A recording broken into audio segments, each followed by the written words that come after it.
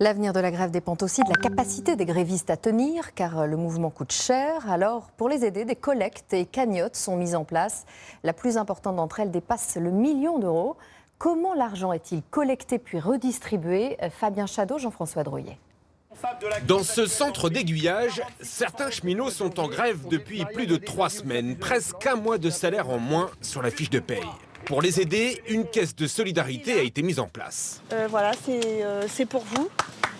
25 000 euros qui seront répartis entre tous les grévistes. Pour être éligible, pas besoin d'être affilié à un syndicat, mais avoir fait grève au minimum 5 jours d'affilée. On va dire à tout le monde de nous ramener les fiches de paye qu'ils vont recevoir là d'ici la fin du mois. Et puis derrière, on va faire la comptabilisation du nombre de jours de retrait au total. Et ce nombre de jours divisé par la somme de la caisse de grève va nous donner une journée moyenne par gréviste. Entre 20 et 30 euros par jour de grève. Laura Ripas, gréviste depuis le premier jour, touchera début janvier environ 300 euros, 20% de son salaire. C'est hyper important d'avoir au moins une petite aide, même si on sait que ça ne va pas couvrir l'ensemble, la totalité de l'argent qu'on aura perdu, mais voilà, au moins ça permet de tenir.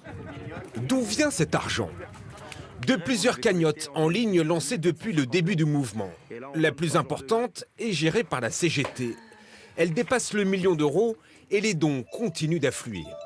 Oui, Infocom CGT, bonjour. Vous souhaitez faire un don de quel montant? 150 à 200 euros, quoi. D'accord. Une centaine de collectifs en grève a fait une demande d'indemnisation. C'est ici qu'elles sont examinées. Ils nous envoient leur statut, leur papier d'identité, les avis de grève, les documents qui prouvent qu'en AG, il y a une reconductible qui a été votée. Et c'est sur la base du nombre de jours de grève et du nombre de grévistes qu'est évaluée la somme. Une fois l'argent versé, le processus de don est en théorie contrôlé par un commissaire aux comptes. Il vérifie que tout l'argent collecté a bien été versé aux bénéficiaires, en l'occurrence les grévistes.